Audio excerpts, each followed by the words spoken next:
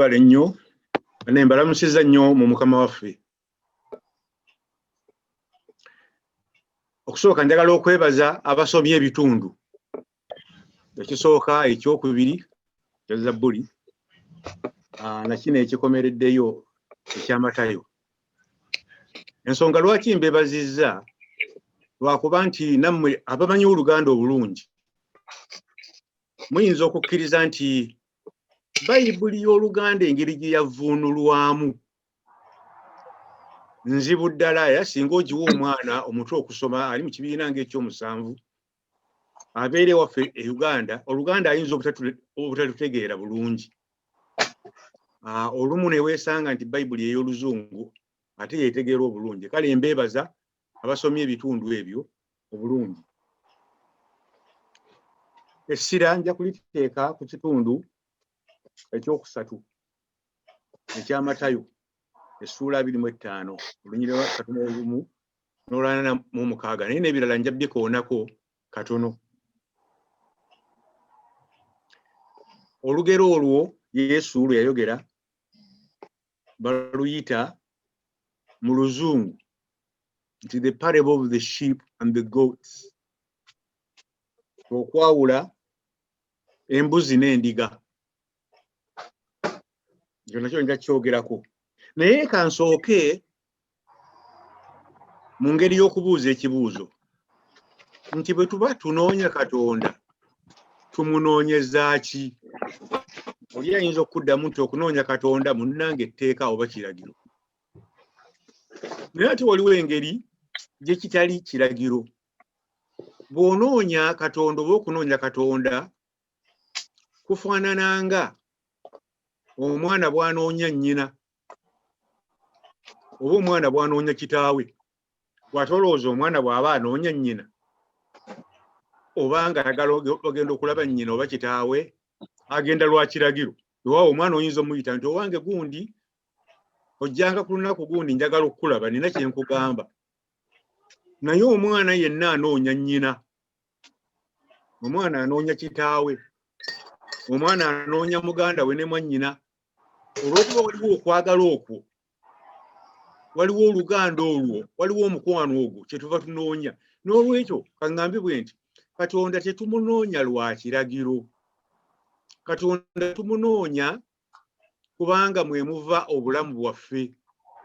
Kwegamba tulinga abeeyunga ku Katonda bagamba nti Katonda ku kalira, ku kyenda.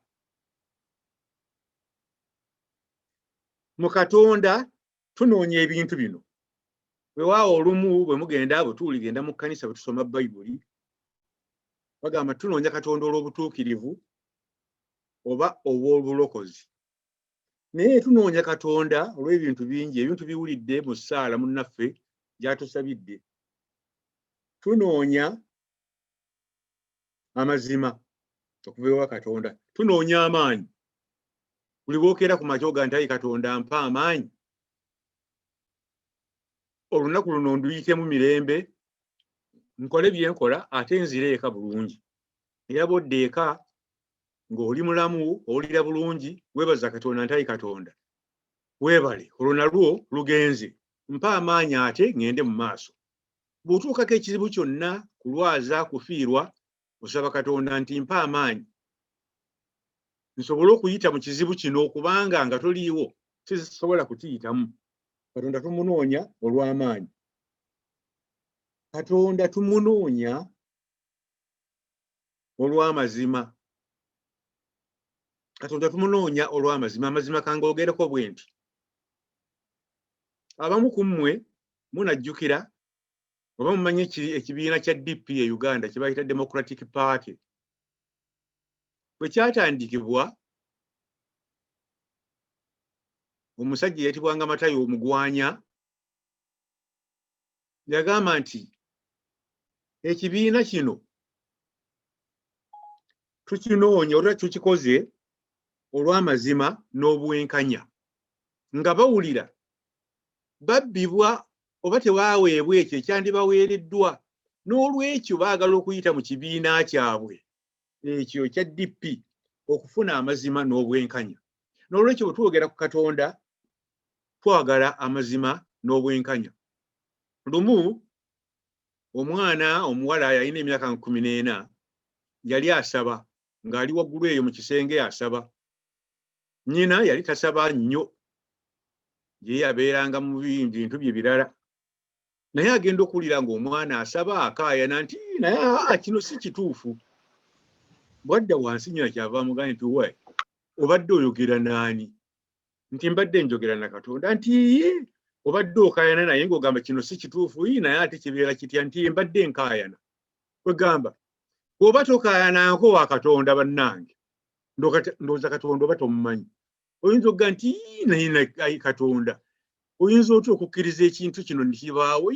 Naye kino bannende kibeerawo bwe kiti, kino nga kyo kituyitiriddeko. Naye ayi Mukama Katonda gwe tolaba.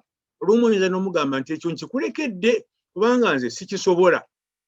Era bw'osoma Bayibuli obulungi ojja kulaba nga ne bannabbi bonna baakaayananga. Omu ku baasinga okukaayana ng'oggyeko Yeremiya yali Yobu. N'agamba naye Katonda toli w'amazima? Ate oba oli w'amazima kino kiyinza kitya okuntuukako? Nkusinza buli kaseera, nkola kino na kiri, naye n'ombonereza bw'oti. Tosobola olumu n'okugamba nti munnange Katonda atukubye omuggo. Naye Katonda tuba tetumunenya ne tuga nti naye Katonda kino kibeerawo kitya? N'olwekyo Katonda tumunoonya olw'obwenkanya, olw'amazima, olw'emirembe. Ekyo waliwo ensonga lwaki nkyogeddeko nnyo. Peetero mu bikolwa by'Abatume essuula 10 n'olunyiriri olwa 34, temufaayo ku nnyiriri, yali amaze okubuulira enjiri omusajja Omuruumi ayitibwa Cornelius oba Cornelio. Teyali Muyudaaya, naye Omwoyo Omutukuvu yamugamba nti genda obuulire omusajja oyo enjiri.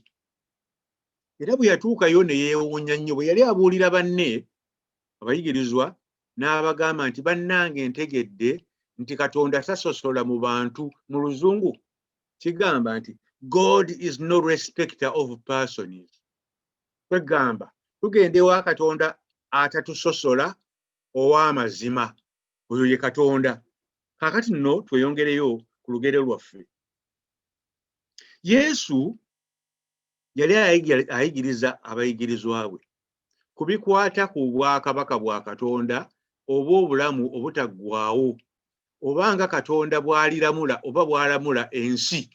Katonda aliramula atya ensi? Agenda kukozesa, kano kankateeke mu Luzungu, agenda kukozesa standard ki oba criteria ki oba yardstick ki oba benchmark ki? Ebyo byonna ebigambo bya Luzungu nti ekipimo ky'agenda okukozesa kigenda kuba kipimo ki? Minzaani ki mwagenda okupimira ng'asala emisango? Yesu kwe kubabuulira olugero olwo. N'agamba nti nno omwana w'omuntu, akozesezza olulimi olwo nti omwana w'omuntu mu Luganda, omwana w'omuntu, nga mu Luzungu kiri nti the son of man. Yesu bw'ati bwe yateranga okweyitanga. Tibw'aliba atudde mu ntebe ye ng'asala emisango nga kabaka, aliyita abantu. Abamu n'abassa ku mukono ogwa ddyo, ezo ze ndiga, abalala n'abassa ku gwa kkono, ze mbuzi. Embuzi ze mbi, endiga ze nnungi.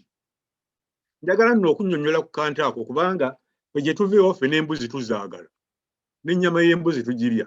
Nti kakati ate embuzi zaakola mulimu ki, mutawaana ki balyoke bazisosole? Nze nalundako ku ndiga nga nkyabeera emukono nga nkyasomesa mu college. Mwana wange nalina ente ng'ente 2 ku college nga njagala nywemu ku mata, azisibanga olumu ne nzitemera ebisagazi. Naye lumu ngenda okukeera ku makya nga nsanga endiga mu nte zange. Ne ŋŋamba endiga yazze etya mu nte zange era ani yagireese? Ndowooza olunaku lwali lwa 6. Enkeera ne ŋŋamba omubuulizi mu kkanisa eri kati gye bayita St. Philip's Cathedral, nti langa oba oliwo eyabuliddwako endiga ajje ewange kubanga nina endiga etali yange. N'alanga n'empisa ne ku RC nti bannayi mulange eyo oba oliwo eyabuliddwa endiga. Nalinda wiiki emu, wiiki bbiri nga tewali wazze kunona ndiga. Neŋŋamba endiga ebeera awo. Ekyewuunyisa wayitawo ekiseera kitono endiga n'ezaala. Era yazaala abaana babiri. Neŋŋamba nti owaayi kati olulimi lwayogera sirumanyi. Naye endiga ezo saazisibanga nazirekanga awali ente. Naye ng'endiga tesobola kutolokawo n'egenda awalala. Ng'endiga eyo esigala n'ente nga yadde tugisibye kwegamba ng'endiga yeesigibwa. Naye ate era eka twalundako ne ku mbuzi.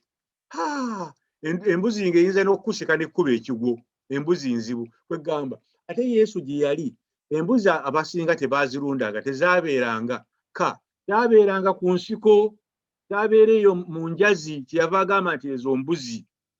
N'olwekyo nkinnyonnyodde embuzi si mbi, naye mutegeera context Yesu gye yali ayogereramu. Naye minzaani yeeyiino kyempise minzaani oba ekipimo oba yardstick oba benchmark nti akapima minzaani Katonda gy'apimiramu. Nti bano be yassa ku mukono ogwa ddyo yabagamba nti mwebale, mwakola bulungi, musembere eno gye ndi, mutwale obulamu obw'Omwoyo Omutukuvu, obulamu obutaggwaawo. Kubanga nalina enjala ne mumpa emmere, nali nnumwa ennyonta ne mumpa ekyokunywa, nalinga munnamawanga stranger oba tugambe n'okugamba nti refugee, immigrant, naye ne munsembeza. Nali sirina ngoye, nali bwereere ne munnyambaza. Nali mulwadde, nali mu kkomera nga bansibidde obwereere, banne nga bano be basiba ne muwulira nti baamusibye.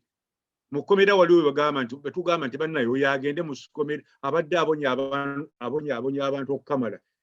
Bannange oyo abadde akuba abantu obutayimbwa ku mutwe bamusibe. Naye mumanyi nti bangi nnyo abali mu makomera mu butuufu nga talina musango gwe yali akoze eki gwe yali akoze. Abo bagamba nti nno nali mu kkomera ne mujja ne mukola ki ne munkyalira. Bannange temwandekerera, n'olwekyo mukole eki musembere. Nti nabo bali mugamba nti ayi sebo Mukama waffe twakulaba ddi ng'oli mu mbeera eyo nga kye tujjukira. Naga nti ekyo kye mwakola oli omutono wano bayise nti baganda bange. Baganda bange nno olulimi lusosola mu Luzungu kubanga olubanga agambe nti brothers bokka. Naye mu Bayibuli endala kigamba nti abooluganda.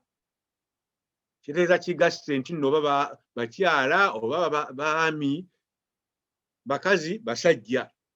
Nti abo abooluganda bange abaali mu mbeera eyo ne mubayamba, temwamanya nti mwali muyamba nze. Abo be mwayamba abo yenze. Be mwayamba abo yenze. Bw'oyamba omuntu ali mu mbeera eyo oba oyambye Yesu. Bwe nali omuto, ate nno si muto nnyo, myaka awo nga 17, twayingira mu zino eddiini olumu tuziyita nti nagenda mu Bapentekosto. Nange nabeerayo nno ekiseera kiwanvu era tewaliwo kye simanyi mu ebyo. Naye twasabanga okulaba Yesu. Nti njagala nsabe ndabe Yesu ekiro. Nasaba n'ensiiba ndabe Yesu kubanga waliwo bannange abaasaba ne bagamba nti baamulaba. Nange nasaba n'ensiiba Yesu ajje mulabe. Bannange saamulaba. Yesu saakola ki? Saamulaba. Naye Yesu yandiŋŋambye bw'eti, yandisese n'okuseka.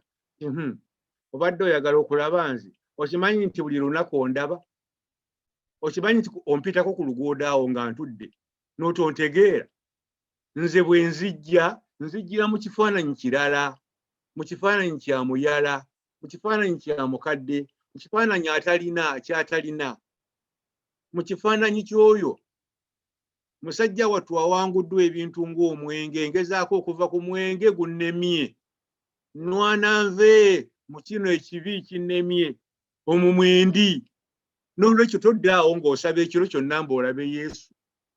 Yesu omulabe ekiseera kyonna, saba busabi akuggula amaaso omulabe. Bannaye mukiwulidde ekyo? Kaakati ate nadda ku bano bawambuzi nti ate ffe yiyi Mukama waffe twakulaba ddi ng'oli mu mbeera eyo ne tutakuyamba. N'agamba nti bwe mutaakikola abo abafaanana bwe bati mwakikola nze. Awo nno bangi nnyo bannange abagenda mu yeekaalu, mu kereziya, mu kkanisa, okusaba, abamu ne tubawa n'ebifo ebisooka, abakulu ba gavumenti baani. Kino ntya n'okyogera, naye Yesu agenda kubeegaana.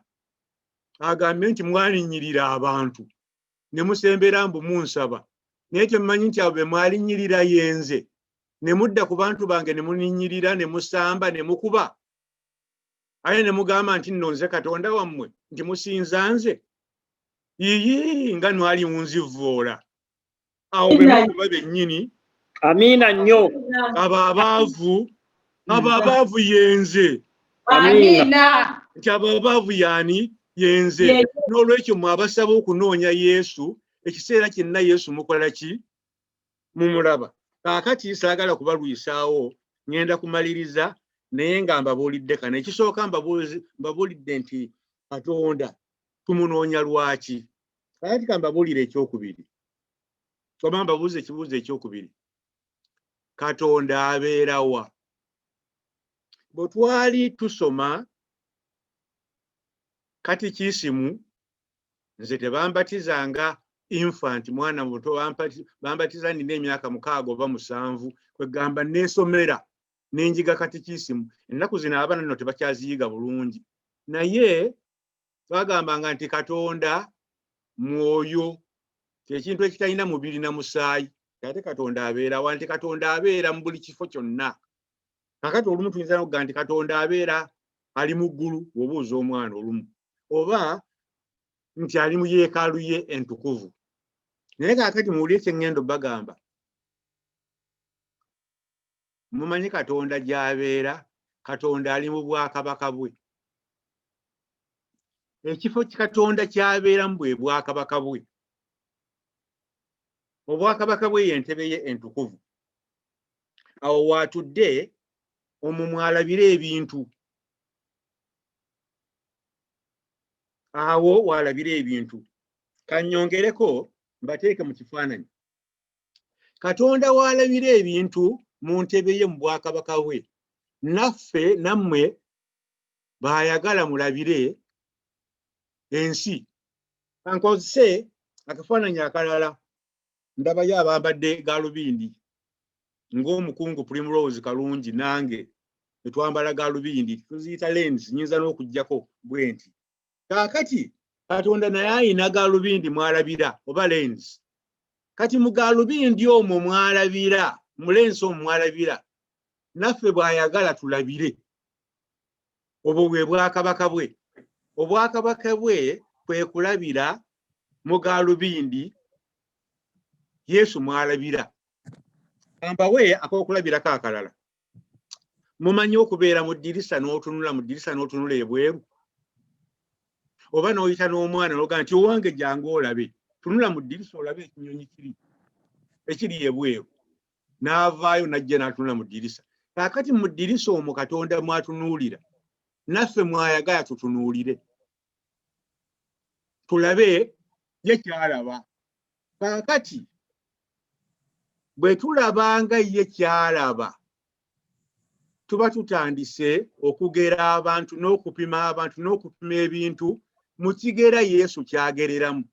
N'olwekyo Yesu bwe yali ayogera olugero luno, yali tayogera mu kiseera ekijja emyaka ejja 1000 oba emeka egitabalwa Yesu bw'alikomawo omulundi ogwokubiri yali ategeeza nedda byenjogera obwakabaka ninga abalazi obulazi okwolesebwa nti mu ntebe gye ndabiramu ne Katonda gy'alabiramu nammwe gye mulabiramu.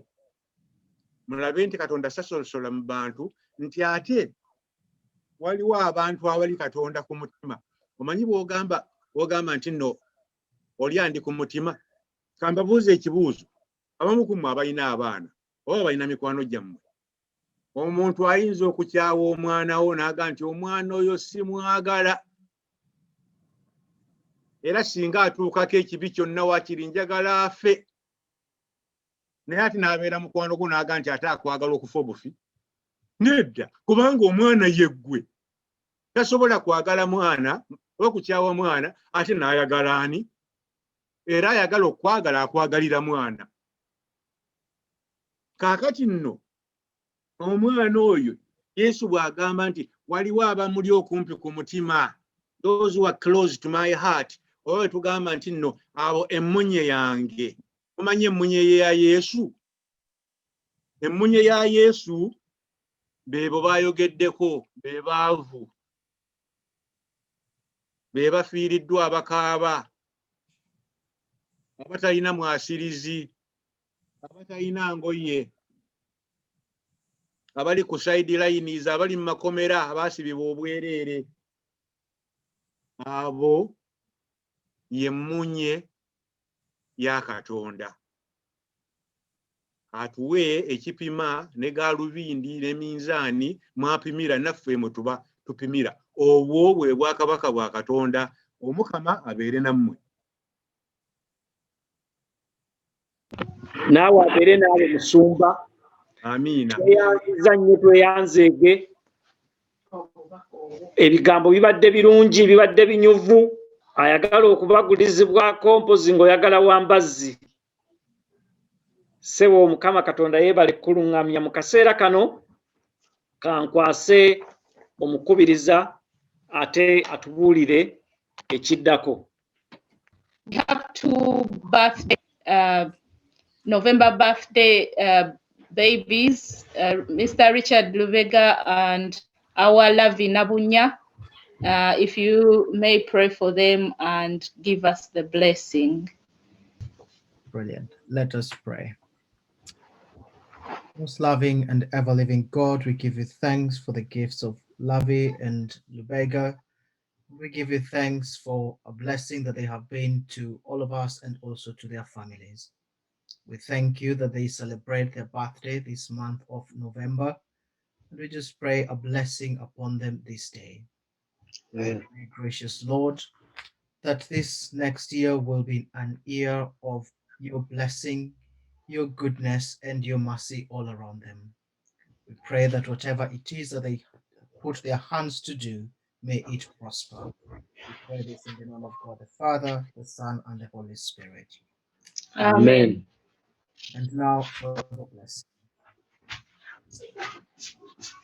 May the light of Christ, the King of all, shine ever brighter in our hearts, that with all the saints in light, we may shine forth as lights in the world. And the blessing of God Almighty, the Father, the Son, and the Holy Spirit be among us and remain with us now and days without end. Amen. Amen. Thank you so much, Reverend James.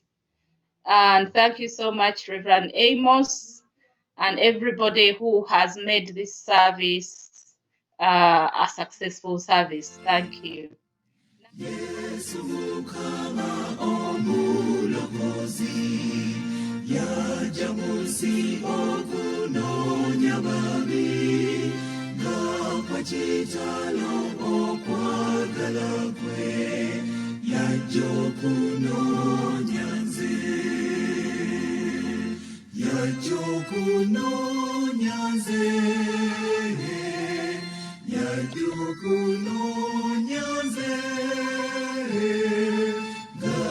Chitalo okwagala kwe gy'okunoonya nze. Yesu Mukama omulokozi, bwe nali mu nvuba ya Setaani, yannunula n'omusaayi gwe ye, Yesu yanfiirira. Yesu yanfiirira. Yesu yanfiirira. Yannunula n'omusaayi gwe ye, Yesu yanfiirira. Yesu Mukama omulokozi, bwe nali nga nvudde mu kkubo lye, yankowoola n'okusaasira kwe, Yesu yampita nze. Yesu yampita nze. Yesu yampita nze. Yankowoola n'okusaasira kwe, Yesu yampita nze. Yesu Mukama omulokozi, kigambo kino kye kinsanyusa, nimulaba lwalijja n'ebire okuntwala ewu.